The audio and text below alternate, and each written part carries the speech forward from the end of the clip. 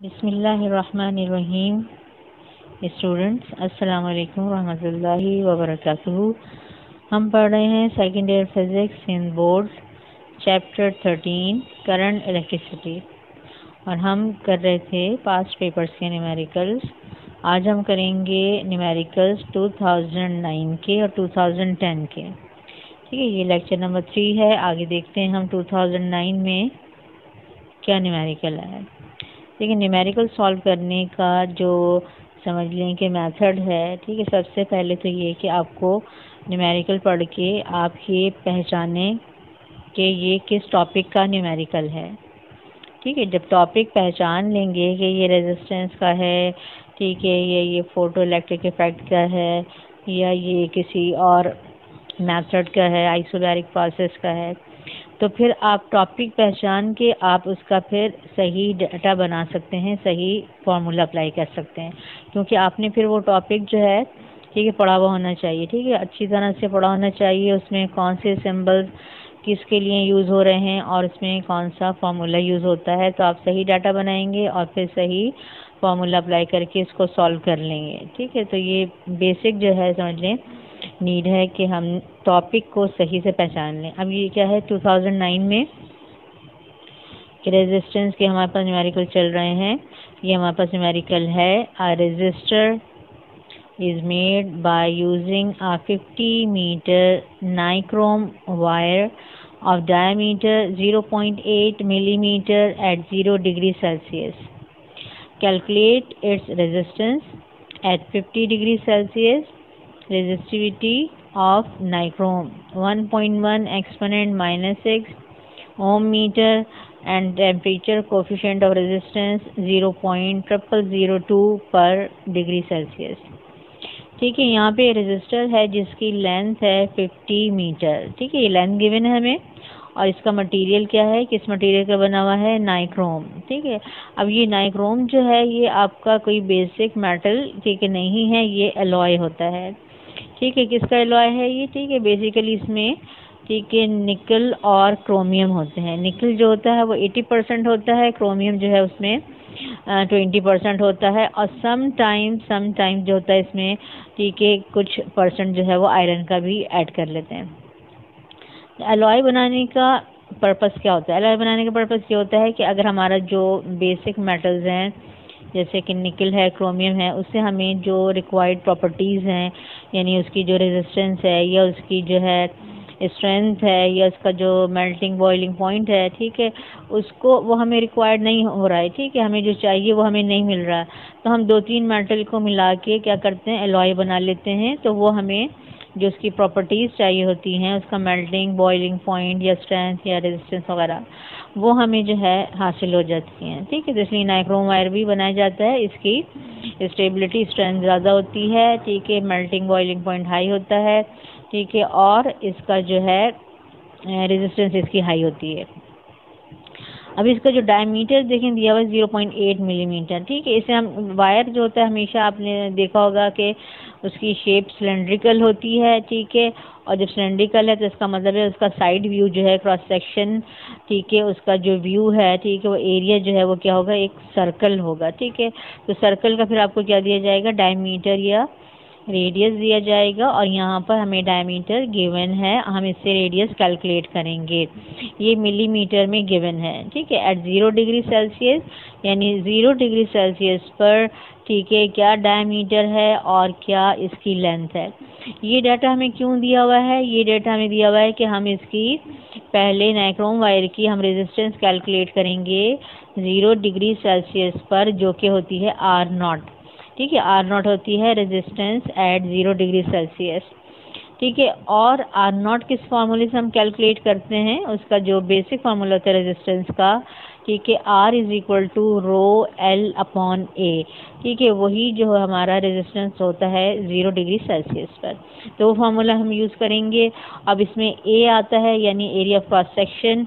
तो जब भी देखें डायमीटर या रेडियस गिवन होता है, एरिया का फार्मूला हम क्या यूज़ करते हैं, पाई आर स्क्वायर और r is the radius of the wire. ठीक है, तो हम इससे रेडियस कैलकुलेट करेंगे। ठीक है, इस प्रॉब्लम में हमें क्या रिक्वायर्ड है, हमें चाहिए रेजिस्टेंस, ठीक है, of this nichrome wire eight 50 degree Celsius. तो जो रेजिस्टेंस 0 के अलावा किसी और हाई टेम्परेचर पर होती है उसको हम डिनोट करते हैं आर टी से। तो हमें क्या कैलकुलेट करना है, यहाँ पर आर टी कैलकुलेट करना है, यानी रेजिस्टेंस एट 50 डिग्री सेल्सियस। और हमें, ठीक है, रो चाहिए होगा, ठीक है, रो एल अपॉन ए के फॉर्मूले के लिए, और अल्फा चाहिए होगा आर टी के फॉर्मूले के लिए। R T is equal to R naught 1 plus alpha delta T. ठीक है, अब डाटा बनाते हैं। हमारे पास सबसे पहले लेंथ गिवन है, ठीक है, इसको हम कैपिटल एल से डिनोट करते हैं, 50 मीटर। ठीक है, यूनिट सही है, कन्वर्जन की ज़रूरत नहीं है। ठीक है, डायमीटर हमारे पास 0.8 मिलीमीटर स्मॉल डी से हम यहाँ पे रिप्रेजेंट करते हैं, और डायमीटर से हम कैलकुलेट करेंगे रेडियस।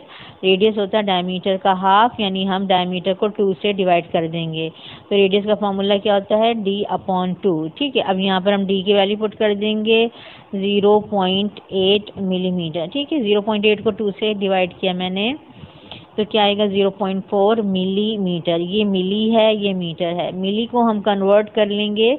कैसे हम कन्वर्ट करेंगे, मिली की जगह अगर हम इसकी पावर लिख देंगे तो फिर ये मीटर में कन्वर्ट हो जाएगा। ठीक है, तो ये हो गया 0.4 एक्सपोनेंट -3 मीटर। ठीक है, यहाँ पे हमें इसको स्टैंडर्ड फॉर्म में लिखने की ज़रूरत नहीं है, ऐसे ही जब आप कैलकुलेटर में फीड कर देंगे आपका रिजल्ट सही आ जाएगा। ठीक है, इनिशियल टेम्परेचर हमें दिया हुआ है 0, और फाइनल टेम्परेचर यानी जिस पर हमें रेजिस्टेंस कैलकुलेट करनी है, ठीक है, ये है 50 डिग्री सेल्सियस। रो है 1.1 एक्सपोनेंट -6 ओम मीटर। अल्फा है हमारा 0.0002 पर डिग्री सेल्सियस। कैलकुलेट करना है हमें आर टी यानी रेजिस्टेंस एट 50 डिग्री सेल्सियस। ठीक है, क्या इसकी शेप है वायर की, इस तरह की सिलेंड्रिकल शेप है, और ये इसका साइड व्यू है। ठीक है, ये यहाँ इसका जो एरिया होगा वो होगा एरिया ऑफ क्रॉस सेक्शन। ये क्या है, इसकी सर्कुलर शेप है। तो एरिया का फॉर्मूला हमारा क्या होगा, एरिया ऑफ सर्कल। ठीक है, तो यहाँ पे हमने, ठीक है, फॉर्मूला लिखा है रेजिस्टेंस एट 0 डिग्री सेल्सियस। हमेशा, ठीक है, 0 डिग्री सेल्सियस पर रेजिस्टेंस किस फॉर्मूले से कैलकुलेट करेंगे, अगर लेंथ गिवन होगी और आपको डायमीटर गिवन होगा तो आप आर नॉट इस फॉर्मूले से कैलकुलेट करेंगे, रो एल अपॉन ए। ठीक है, A is the area of cross section which is, ठीक है, pi are square, R is the radius. ठीक है, अब यहाँ पे हम इसकी वैल्यू पुट कर देंगे। ठीक है, ये हमारे पास है रो 1.1 एक्सपोनेंट -6, ये है एल 50, ये है पाई 3.142, और यह है रेडियस 0.4 एक्सपोनेंट -3, और इसका हमें क्या करना है, स्क्वायर करना है। ठीक है, अब आप इसको एक ही स्टेप में कैलकुलेट कर सकते हैं। ठीक है, तो यहाँ पे हमें टाइम सेव करने के लिए हमें क्या करना होता है, हर स्टेप की, ठीक है, हमें कैलकुलेशन लिखने की ज़रूरत नहीं है कि आप इन दोनों को मल्टीप्लाई करके लिखें, फिर आप इनको मल्टीप्लाई करके लिखें, फिर आप उनको डिवाइड करें। ठीक है, एक स्टेप में अगर जहाँ पे भी हमारी एक स्टेप में कैलकुलेशन हो रही होती है तो हम उसको एक स्टेप में करके डायरेक्ट आंसर लिख सकते हैं। यहाँ पे भी आप ये करेंगे, पहले इन दोनों को मल्टीप्लाई कर लेंगे, इक्वल करेंगे, आंसर आ जाएगा। फिर आप उसको डिवाइड करेंगे 3.142 से, ठीक है, इक्वल करेंगे, आंसर आ जाएगा। फिर आप उस आंसर को डिवाइड करेंगे 0.4 एक्सपोनेंट -3 स्क्वायर से। स्क्वायर की होती है, इससे आप स्क्वायर लगा सकते हैं। ठीक है, इक्वल करेंगे, ये आंसर आ गया। ठीक है, आर नॉट 109.4। ठीक है, और ये क्या है, ए हाई रेजिस्टेंस है। ठीक है, 109.4 ohm resistance at 0 degree Celsius. अब हमें देखिए कैलकुलेट क्या करना है, रेजिस्टेंस एट 50 डिग्री सेल्सियस। ठीक है, यानी आर टी। आर टी का फॉर्मूला मैंने आपको क्या बताया, R naught 1 plus alpha delta T, और डेल्टा टी क्या होता है हमारे पास, ठीक है, T2 minus T1, final temperature minus initial temperature. ठीक है, अब इस फॉर्मूले में, ठीक है, आर टी के फॉर्मूले में, ठीक है, हर फॉर्मूले में नहीं होता जहाँ डेल्टा टी होता है, आर टी के फॉर्मूले में जो डेल्टा टी होता है उस डेल्टा टी में T1 हमेशा 0 होगा। ठीक है, 0 डिग्री सेल्सियस होगा। ठीक है, तो अगर हम इस फॉर्मूले को इस तरह लिखना चाहें तो हम इसको लिख सकते हैं। अगर देखें ये 0 है ठीक है। और ये आपके पास कितना है, ये आपके पास T2 है, तो इसको 0 कर देंगे तो ये कन्वर्ट हो जाएगा, किस तरह आ जाएगा, delta T is equal to T2, यानी मैं डेल्टा T की जगह T2 लिख सकती हूँ। यानी ये फॉर्मूला हम इस तरह भी लिख सकते हैं, ठीक है। और फिर यहाँ पे हमें क्या आसानी है, हमें कोई सब्ट्रैक्शन की जरूरत नहीं है, जो टेम्परेचर हमें गिवन है T2 यानी कि 50, ठीक है, वो हम डायरेक्ट पुट कर सकते हैं, ठीक है। ये हमारे पास इसका डेल्टा T का आंसर आ जाएगा, ठीक है। अब हम यहाँ पर वैल्यूज़ पुट करते हैं। ये था हमारा R0 109.4 1 प्लस अल्फ़ा की वैल्यू है, और ये आपके पास है, ठीक है, डेल्टा T या T2, ठीक है, 50।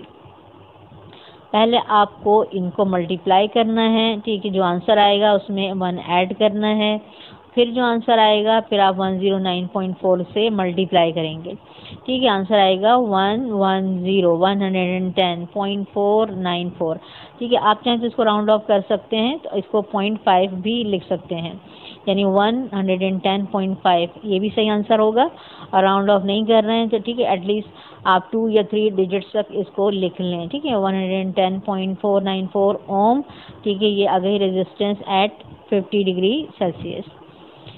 नेक्स्ट न्यूमेरिकल है हमारा 2009 में, यानी हम देख रहे हैं कि 2 न्यूमेरिकल्स आए हैं चैप्टर 13 के, ठीक है। अब ये एग्जामिनर का मूड है, ठीक है, किसी साल जो है वो बिल्कुल न्यूमेरिकल्स गायब, ठीक है, नहीं देते हैं चैप्टर 13 के, और इस साल इन्होंने क्या दिया, 2 न्यूमेरिकल्स डाल दिए 2009 में।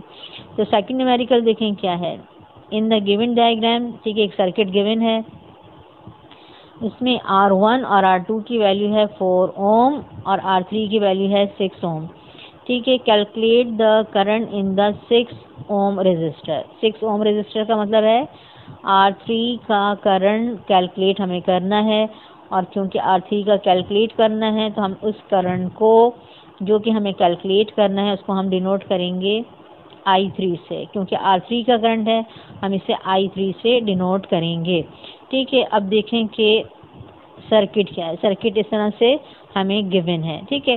क्या गिवन है, R2 R3 इस तरह लगी हैं यानी पैरेलल, और R1 इसके साथ है यानी सीरीज में, बैटरी है 6 वोल्ट की, ठीक है। अब हमें करना क्या होता है, हमें इसका करंट मालूम करना है, R3 का करंट मालूम करना है विच इज़ I3, ठीक है। लेकिन डायरेक्ट हम जंप नहीं कर सकते हैं कि हम कोई वोल्टेज यहाँ से उठाएं और इसका रेजिस्टेंस ले लें और हम I=V/R से कैलकुलेट कर लें, ठीक है। यहाँ पर मैंने आपको पहले ही बताया सर्किट में कोई शॉर्टकट नहीं होता है, हमें स्टेप बाय स्टेप मूव करना पड़ता है, ठीक है। और फिर हम इसको जो भी रिक्वायर्ड होता है वो हम कैलकुलेट करते हैं।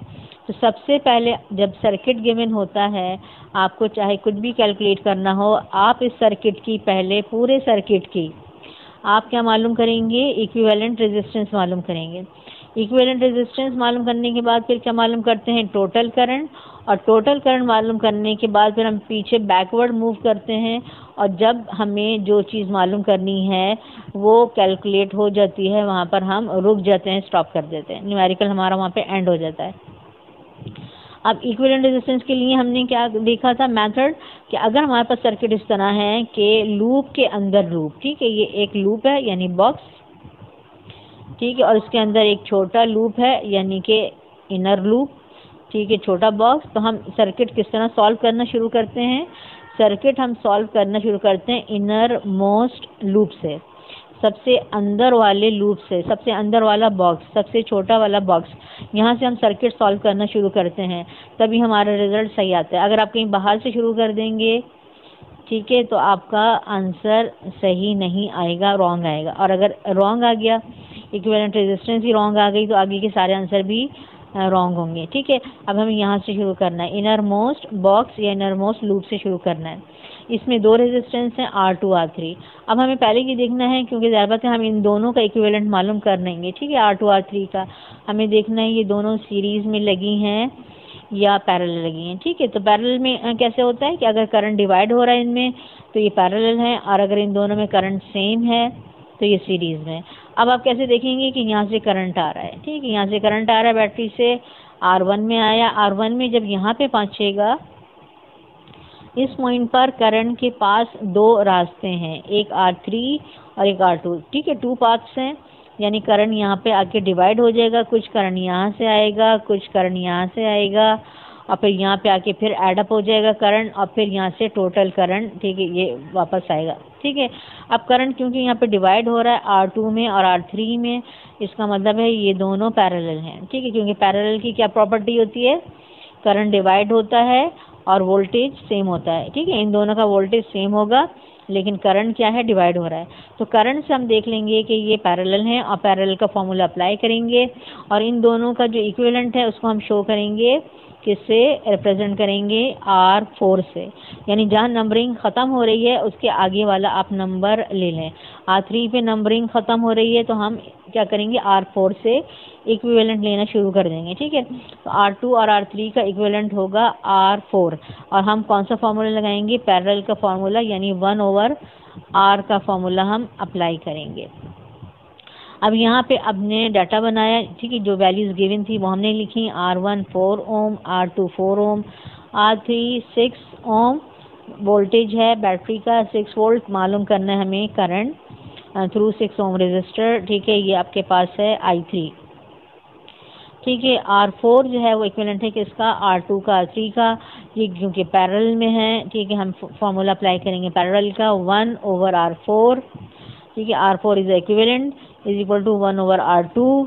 ठीक है, ये और फिर प्लस 1/R3। ठीक है, ये मैंने वैल्यूज़ पुट कर दी, R2 की 4, R3 6। ठीक है, यहाँ पे डायरेक्ट आप कैसे सॉल्व करेंगे, ठीक है, यहाँ अगर आप LCM नहीं लेना चाहते हैं तो हम डायरेक्ट सॉल्व कैसे करेंगे, आप एक होती है इन्वर्स की की। ठीक है, यानी कि जिस पे लिखा होता है, ठीक है, x होता है और x पे लिखा होता है -1। ठीक है, इसे हम कहते हैं इन्वर्स की की। ठीक है, ये साइंटिफिक कैलकुलेटर में होती है। तो आप क्या करेंगे, आप जो है 4 लिख के इन्वर्स की प्रेस कर देंगे, 4 के ऊपर लिखा हुआ आ जाएगा -1। ठीक है, आगे आप, ठीक है, फिर आप ये प्रेस करेंगे प्लस, ठीक है, फिर लिखेंगे 6 और इन्वर्स की प्रेस करेंगे, 6 पे ऊपर आ जाएगा -1। ठीक है, फिर आप इक्वल करेंगे, इक्वल करने से क्या हो जाएगा, इसका आंसर आ जाएगा, यानी 1/4 प्लस 1/6 का आंसर आ जाएगा। अब ये जो आंसर है वो किसके इक्वल है, वो 1/4 के इक्वल है, और आपको चाहिए R4 का आंसर, 1/R4 नहीं चाहिए, आपको R4 चाहिए। तो आप दोबारा क्या करेंगे, उसका इन्वर्स करेंगे। ठीक है, अभी देखिए 1/R4 का मैंने इन्वर्स किया तो R4 हो गया। ठीक है, यहाँ पे जो आंसर आएगा, ठीक है, उसका अगर मैं दोबारा से इन्वर्स की प्रेस कर दूंगी तो मेरे पास ये आंसर आ जाएगा। ठीक है, ये इसके इक्वल होगा 2.4 के। ठीक है, 2.4 ओम। ठीक है, जब भी ऊपर आपके पास 1 और 1 हो तो LCM लेने का कैलकुलेटर से बेस्ट मेथड यही है कि आप इन्वर्स की से LCM ले लें, और 1 स्टेप में ही हमारा आंसर आ जाता है। ठीक है, तो ये आंसर आ जाएगा 2.4 ओम R4। अब हमें दोबारा सर्किट ड्रॉ करना पड़ेगा, और हम क्या करेंगे, R2 R3 की जगह R4 लगाएंगे, R4 से रिप्लेस कर देंगे। ठीक है, R4 लगा दिया मैंने R2 R3 की जगह। अब R4 जो है देखें इसके साथ R1 के साथ सीरीज़ में है। क्यों सीरीज़ में है, अब आप करंट से देखें, यहाँ से करंट आ रहा है और करंट यहाँ से R1 में से पास होगा, और वही सेम करंट R4 में से पास होगा। आगे डिवाइड होने का, ठीक है, रास्ता नहीं है। ठीक है, एक ही रास्ता है, इसलिए जो करंट इसमें से आएगा वही करंट इसमें से, ठीक है, गुजरेगा। इसका मतलब है दोनों का करंट सेम है। ठीक है, दोनों करंट सेम है, इसलिए दोनों सीरीज़ में है। तो इन दोनों के इक्विवेलेंट के लिए हम क्या लगाएंगे, सीरीज़ का फॉर्मूला लगाएंगे। ठीक है, जो भी होता है डायरेक्ट, ठीक है, समेशन। अब यहाँ पे देखिए हमें पता है कि इन दोनों को ऐड करने के बाद एक फाइनल रेजिस्टेंस आ जाएगा, और फाइनल रेजिस्टेंस को हम, ठीक है, किससे डिनोट करते हैं, उसके साथ हम R5 नहीं लगाएंगे, हम उसको R से डिनोट कर सकते हैं, या हम उसको RE से डिनोट कर सकते हैं। जो पूरे सर्किट का जो फाइनल इक्विवेलेंट रेजिस्टेंस आता है उसको हम R से या RE से डिनोट करते हैं। तो अब है हमारे पास इक्विवेलेंट रेजिस्टेंस, ठीक है, और इसका R1 R4 का हम मालूम करेंगे, R1 प्लस R4। ठीक है, ये R1 की वैल्यू है, ये R4 की वैल्यू है, दोनों को ऐड किया हमने, आया 6.4 ओम। ये आ गया equivalent resistance of the whole circuit. ठीक है, अब हमने सर्किट दोबारा रीड्रॉ किया है। ठीक है, हमने उसको रिप्लेस कर दिया। ठीक है, इक्विवेलेंट से R1 R4 की जगह हमने इसका इक्विवेलेंट लगा दिया। ठीक है, यहाँ पे अब एक रेजिस्टेंस है, एक बैटरी है। ठीक है, अब इसका वोल्टेज क्या होगा, इसकी देखिए हमें वैल्यू मालूम है, इसकी वैल्यू कितनी है, 6.4 ओम। इसका वोल्टेज कितना होगा, ठीक है, ये जो बैटरी का वोल्टेज है, ठीक है, वही वोल्टेज जो है इसका होगा। जब अगर एक रेजिस्टेंस लगी होती है तो जो बैटरी का वोल्टेज होता है वही इसका होता है, ठीक है। अब हमें मालूम करना है करंट, यानी बैटरी का आप समझ लेंगे ये जो टोटल करंट, ठीक है, यहाँ हम कहेंगे करंट पासिंग थ्रू दिस, ठीक है, इक्विवेलेंट रेजिस्टेंस। इसको हम डिनोट करते हैं आई से, ठीक है। आई होता है हमेशा, ठीक है, बैटरी का voltage divided by equivalent resistance. Total current हमेशा इसी तरह से मालूम किया जाता है, V अपॉन आर। तो I is equal to V upon R. ये फॉर्मूला कहाँ से आया, ओम्स लॉ से, ठीक है, V is equal to IR से। यहाँ हम वैल्यूज पुट करेंगे, ठीक है, V6 और ये है R 6.4, हमने डिवाइड किया, ये आया 0.9375। स्मॉल नंबर है इसलिए मैंने पॉइंट के बाद 3 या 4 डिजिट्स हमें लिखने हैं, ठीक है। 0.9375 एम्पेयर, ठीक है, करंट आ गया। अब ये करंट जो है देखिए किसका है, ये करंट इसका है, ठीक है। अब हम रिक्वायर्ड I3 के लिए क्या करेंगे, बैकवर्ड मूव करेंगे। हमने देखा ये करंट हमें मालूम हो गया 0.9375 R का करंट है। अब हम देखेंगे R किसका इक्विवेलेंट था, और वो सीरीज में थे या वो पैरेलल थे। तो R अब आप देखें कि इन दोनों का इक्विवेलेंट था और ये दोनों सीरीज में लगे हैं, और सीरीज में करंट सेम होता है। तो जो चीज़ सेम होती है, ठीक है, जो सेम वाली चीज़ है वो हम क्या किससे लेते हैं, वो इनके इक्विवेलेंट से लेते हैं, ठीक है। यानी R1 R4 का इक्विवेलेंट क्या है, R है। तो जो R का करंट होगा वही R1 का करंट होगा और वही R4 का करंट होगा, ठीक है। यानी जो I है, ठीक है, वही I1 होगा और वही I4 होगा। यानी 0.9375 एम्पियर जो है, ठीक है, वही इसमें से पास होगा और वही इसमें से पास होगा। तो हम लिख सकते हैं, हमें कैलकुलेट करने की जरूरत नहीं, हम लिखेंगे I is equal to I1 is equal to I4 is equal to 0.9375 ampere, ठीक है। अब इसका इस तरह से क्या हुआ, हमें करंट तो डायरेक्ट मालूम हो गया, किसका, इन दोनों का करंट मालूम हो गया, ठीक है। कितना करंट है, I4 0.9375 एम्पियर, ठीक है। अब हम क्या करेंगे, हमें इसके पीछे क्या करना है, वोल्टेज मालूम करना है। तो अब हम इनका दोनों का वोल्टेज मालूम नहीं करेंगे, क्यों, इसलिए कि हमें R1 का वोल्टेज या करंट नहीं पूछा है। हमें जो करंट पूछा है वो R3 का पूछा है, और R3 किसके अंदर है, इसके अंदर है, ठीक है, इसके अंदर, ठीक है, R3 है, इसके अंदर नहीं है, ये शुरू से अकेला है, यानी इंडिविजुअल रेजिस्टेंस है। तो हम सिर्फ इसका वोल्टेज कैलकुलेट करेंगे और फिर पीछे बैकवर्ड मूव कर जाएंगे, ठीक है। अब आगे हम देखें किस तरह हम, ठीक है, कैलकुलेशन करते हैं। हम वोल्टेज कैलकुलेट करेंगे, देखें पहले मैंने आपको जो बताया था वो लिखा मैंने, I is equal to I1 is equal to I4 is equal to 0.9375 ampere, ठीक है, क्योंकि सीरीज में थे, करंट सेम है, ठीक है। अब हमने वोल्टेज कैलकुलेट करना है R4 का, ठीक है, ओम्स लॉ का फॉर्मूला अप्लाई करेंगे, V is equal to IR। तो V4 वोल्टेज अक्रॉस R4, ठीक है, is equal to I4 R4।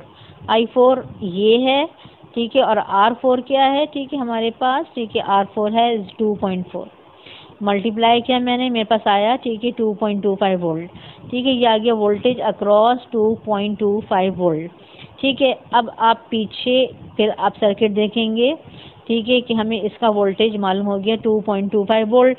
अब ये देखेंगे R4 किसका इक्विवेलेंट है, ठीक है, R4 किसका इक्विवेलेंट है, R4 इन दोनों का इक्विवेलेंट है, ठीक है।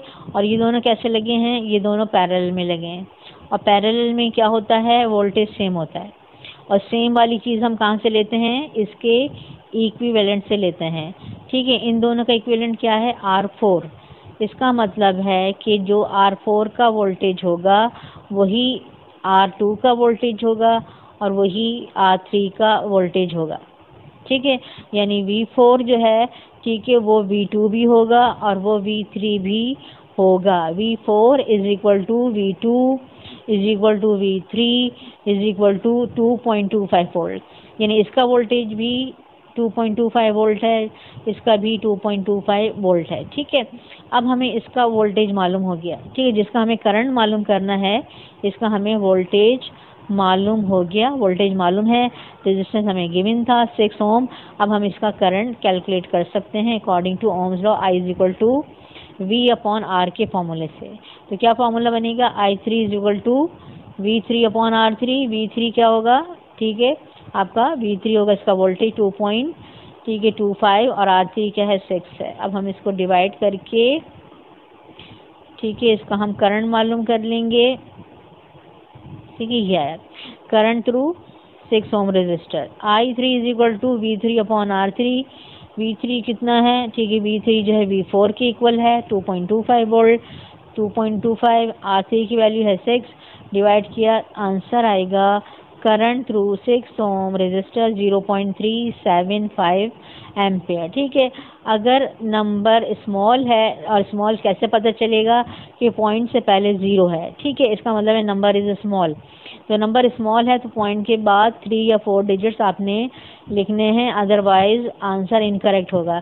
यानी अगर आपने यहाँ पे लिख दिया सिर्फ 0.3 एम्पियर, ठीक है, दिस इज रॉन्ग आंसर। ठीक है, 0.3 में और 0.375 में, ठीक है, आप समझ लें एक बहुत बड़ा डिफरेंस है। ठीक है, तो आपने जब भी नंबर स्मॉल हो, ठीक है, पॉइंट के बाद ज़्यादा डिजिट्स लिखने हैं, यानी पॉइंट के बाद 3 या 4 डिजिट्स हमें लिखने होते हैं। अब हमारे पास 2010 का न्यूमेरिकल है, और ये न्यूमेरिकल जो है हमारा बुक में भी गिवन है। ठीक है, यानी बुक का न्यूमेरिकल है, देखें सॉल्व कर लेते हैं हम। अ water heater that delivers 1 kilogram of water पर मिनट इज रिक्वायर्ड। ठीक है, इलेक्ट्रिक वाटर हीटर है, और पानी जो है वाटर कितना है 1 किलोग्राम, यानी रिक्वायरमेंट ये है कि अगर हम 1 किलोग्राम वाटर हम दें तो 1 मिनट में क्या होना चाहिए। अभी आप देखें, the water is supplied eight 20 degree Celsius. हम जो वाटर देंगे इस वाटर हीटर को, उसका टेम्परेचर क्या होगा 20 degree Celsius, and an output temperature of 80 degree Celsius is desired. हम चाहते हैं कि जब ये पानी वाटर हीटर में से गर्म होकर निकले तो उसका टेम्परेचर हो 80 डिग्री सेल्सियस। ये हमारी क्या है, ठीक है, रिक्वायरमेंट है, ये डिजायर्ड है। ठीक है, what should be the resistance of the heating element in water if the line voltage is 220 volt. अब जाहिर बात है कि इलेक्ट्रिक वाटर हीटर में कोई ऐसी चीज़ होगी जो कि पानी को गर्म करेगी, वो होता है हीटिंग एलिमेंट। तो हीटिंग एलिमेंट की क्या रेजिस्टेंस होनी चाहिए कि आपका, ठीक है, ये काम हो जाए कि आप 1 किलोग्राम वाटर, ठीक है, आप उसको दें तो 1 मिनट में वो कितना गर्म कर दे, 1 मिनट में उसका टेम्परेचर 20 से इंक्रीज होकर 80 डिग्री सेल्सियस हो जाए। ठीक है, ये हमें इससे काम लेना है वाटर हीटर से। वोल्टेज हम कितना दे रहे हैं इसको, वाटर हीटर को 220 वोल्ट, और वाटर की जो आप स्पेसिफिक हीट होती है, ठीक है, इसकी स्टैंडर्ड वैल्यू क्या है, ठीक है, इसको राउंड ऑफ करके लिखा हुआ है 4180 होती है। ठीक है, अब लेकिन आपको जो दिया हुआ होगा आपने वही वैल्यू लेना है। ठीक है, इसको चेंज नहीं करना है। तो यहाँ पे हमें गिवन है, ठीक है, राउंड ऑफ करके गिवन है 4200, तो हमें अपने फॉर्मूले में यही वैल्यू पुट करनी होगी, 4200 जूल पर kilogram kelvin. This is specific heat capacity of water. अब इसमें देखें पहले के क्या हो रहा है ये। ठीक है, ये हमारे पास एक इलेक्ट्रिक वाटर हीटर है। ठीक है, इस तरह से होता है, और इसके अंदर ये हीटिंग एलिमेंट है, अपर और ये लोअर हीटिंग एलिमेंट है, और ये पूरा वाटर हीटर है, इसके अंदर वाटर है। ठीक है, और यहाँ से अपने हीटिंग एलिमेंट को हम क्या कर रहे हैं, यहाँ पे हमने वोल्टेज से, यानी कोई तार लगा हुआ है, और यहाँ से हम इसको करंट दे रहे हैं, यहाँ से हम करंट दे रहे हैं। तो ये जब इसमें से करंट फ्लो होता है, ये देखें, ये हीटिंग एलिमेंट है इस तरह से। ठीक है, ये हीटिंग एलिमेंट होता है, यूजुअली आप किसी भी मेटल का ले सकते हैं। ठीक है, और रिक्वायर्ड होता है, मतलब जो आपको टेम्परेचर रिक्वायर्ड है, जो आपकी रिक्वायरमेंट है उसके हिसाब से, ठीक है, इसका मटेरियल चूज़ करते हैं। ठीक है, ज़्यादातर ये कॉपर का होता है, और कभी कभी जो है ये एलॉय का भी होता है। ठीक है, और कभी ये नाइक्रोम वगैरह का भी हो सकता है। ठीक है, सेरामिक का भी हो सकता है ये। तो यहाँ पर जो ये हीटिंग एलिमेंट है, होगा क्या कि जब आप इसको, ठीक है, ये पीछे से आप ये देखें, यहाँ से हम इसको वोल्टेज देंगे तो यहाँ इसमें से करंट फ्लो होगा। अब जब इसमें से करंट फ्लो होता है तो ये क्या होता है, गर्म हो जाता है। ठीक है। अब जब ये गर्म होगा, हीट अप होगा। अच्छा, गर्म क्यों होता है ये हम पहले भी देख चुके हैं कि जब करंट जो है, चार्जेस जो हैं, ठीक है, करंट क्या है, यानी कि चार्जेस आर मूविंग, ठीक है, चार्जेस मूव कर रहे हैं सर्किट में।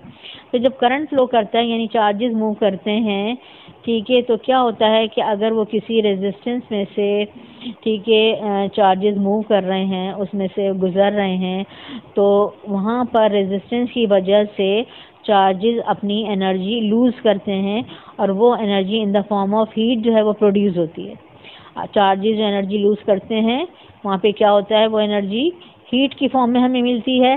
ठीक है। अब अगर सराउंडिंग में हमारे पास समझ लें कि एयर है तो वो हीट जो है एयर में ट्रांसफ़र हो जाएगी, एटमॉस्फेयर में ट्रांसफ़र हो जाएगी। ठीक है। और अगर सराउंडिंग में वाटर है तो हीट जो है फिर वाटर में ट्रांसफ़र हो जाएगी। तो यहाँ पर जो हीटिंग एलिमेंट है, ठीक है, इसमें करंट पास हो रहा है, हीटिंग एलिमेंट जो है ये गर्म हो रहा है, ठीक है, और ये हीट ट्रांसफ़र हो रही है इसमें वाटर में। ठीक है। अब जब वाटर में हीट ट्रांसफ़र होगी तो वाटर गर्म होना शुरू हो जाएगा, इसका टेम्परेचर इंक्रीज होगा। ठीक है। और हमें क्या रिक्वायर्ड है कि हम इसको टेम्परेचर दे रहे हैं 20 डिग्री सेल्सियस का, और आउटपुट हमें रिक्वायर्ड है 80 डिग्री सेल्सियस, कि 1 मिनट में 80 डिग्री सेल्सियस हमें मिल जाए। तो हम ये देखना चाह रहे हैं कि हम इस हीटिंग एलिमेंट जो है इसकी रेजिस्टेंस क्या होनी चाहिए। ठीक है, इसको हमें मालूम करना है। ठीक है। और यहाँ पर अब हम इसको मालूम करेंगे कि हीटिंग एलिमेंट की रेजिस्टेंस क्या है। अब ये देखें कि हीट यहाँ पर ट्रांसफ़र हो रही है।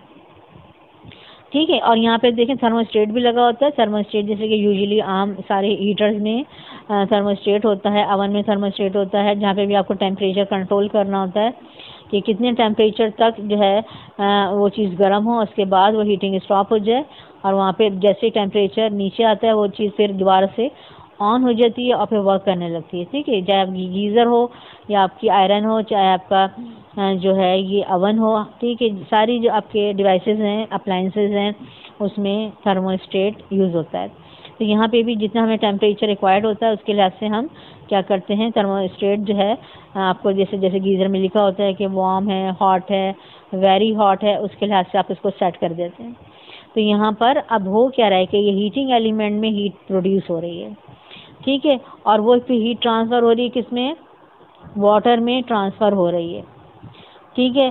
तो यहाँ पर हो रहा है, ठीक है, हीट का एक्सचेंज, हीट ट्रांसफ़र हो रही है। ठीक है। तो यहाँ पर लॉ ऑफ हीट एक्सचेंज हम यूज़ करते हैं इसको कैलकुलेट करने के लिए, resistance of the heating element. ठीक है। अब हीटिंग एलिमेंट जो है, ठीक है, इसमें हीट प्रोड्यूस हो रही है, तो ये हो जाएगा हमारा हॉट बॉडी। ठीक है, ये हॉट बॉडी होगी। और हीट जो है, ठीक है, जा कहाँ रही है, कौन हीट ले रहा है, वो होगी हमारी कोल्ड बॉडी। वाटर हीट ले रहा है, वाटर होगा हमारा कोल्ड बॉडी। ठीक है, वाटर कोल्ड बॉडी होगा, यानी हीट गेन्ड बाय जो कोल्ड बॉडी है वो होगा हीट गेन्ड बाय वाटर, और heat lost by hot body होता है तो हीट लॉस्ट बाय होगा हमारा हीटिंग एलिमेंट। ठीक है। तो हॉट बॉडी क्या है, हीटिंग एलिमेंट है, और कोल्ड बॉडी क्या है, यहाँ पर वाटर है। ठीक है। एक चीज़ जो है, ठीक है, प्रॉब्लम को सिंपल बनाने के लिए इन्होंने एक चीज़ जो है समझ लें कि स्किप की है, क्योंकि ज़ाहिर बात है जिस कंटेनर में वाटर है वो चीज़ भी गर्म होती है। ठीक है। ज़ाहिर बात है जो भी आपका गीज़र है या जो भी आपका जिस मटेरियल का भी आपका गीज़र बना हुआ है या आपका वाटर हीटर है, ठीक है, जिस मेटल का भी है, वो आप देखेंगे उसकी बॉडी गर्म होती है। ठीक है। यानी हीट जो है वाटर में भी जाती है और इसके साथ साथ उस कंटेनर में, ठीक है, भी हीट जाती है। लेकिन यहाँ पे इन्होंने स्किप कर दिया है, यहाँ पे एक तरह से उसको इन्होंने इग्नोर कर दिया है कि हम वहाँ पे हीट गेन बाय कंटेनर नहीं ले रहे हैं। ठीक है, उसका हमें कोई डाटा गिवन नहीं है। तो यहाँ पे हम सिर्फ लेंगे हीट गेन बाय वाटर, और उसे हम कैलकुलेट कर लेंगे resistance of the heating element. ठीक है। अब यहाँ पे देखें, सबसे पहले हम डाटा बनाएंगे मास ऑफ वाटर। ठीक है, 1 किलोग्राम गिवन है। टेम्परेचर, इनिशियल टेम्परेचर है वाटर का 20 डिग्री सेल्सियस, इसको मैंने कन्वर्ट कर लिया, ठीक है, केल्विन में 273 ऐड किया, और ये आ गया आंसर 293, ये केल्विन में कन्वर्ट हो गया। उसके बाद टेम्परेचर, फाइनल टेम्परेचर हमें कितना रिक्वायर्ड है, ठीक है, 80, इसको भी मैंने केल्विन में कन्वर्ट किया, 273, ये हो गया 353 केल्विन। अब मुझे डेल्टा टी चाहिए, ठीक है। ये मेरा है final temperature minus initial temperature 353, ठीक है। ये माइनस 293, ये माइनस क्या आया 60 केल्विन, ठीक है।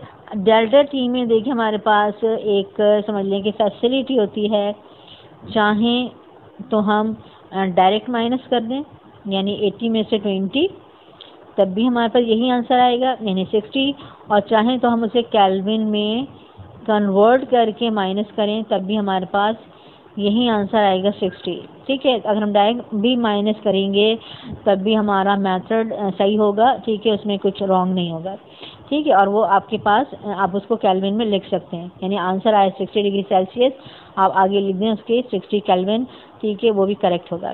तो यहाँ पे मैंने, ठीक है, आपकी आसानी के लिए केल्विन में कन्वर्ट करके माइनस किया है और आंसर आ रहा है हमारा 60 केल्विन। ये है डेल्टा टी। वोल्टेज कितना दे रहे हैं 220 वोल्ट। स्पेसिफिक हीट को हम स्मॉल सी से डिनोट करते हैं 4200 जूल पर किलोग्राम केल्विन। टाइम कितना रिक्वायर्ड 1 मिनट, और इसको हम कन्वर्ट कर लेंगे सेकंड में 60 सेकंड, ठीक है। Resistance of the heating element R हमें कैलकुलेट करना है। यहाँ हम फॉर्मूला अप्लाई करेंगे according to law of heat exchange.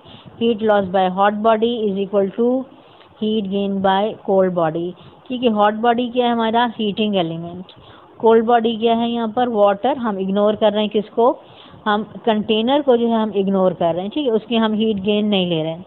तो यहाँ पे देखिए heat loss by heating element, ये क्योंकि यहाँ पे हम इसको वोल्टेज दे रहे हैं, तो यहाँ पर हम जो हीट कैलकुलेट करेंगे वो होगी आपके पास जो कि इलेक्ट्रिक सर्किट में हीट डिसिपेट होती है उसका फॉर्मूला यूज़ करेंगे।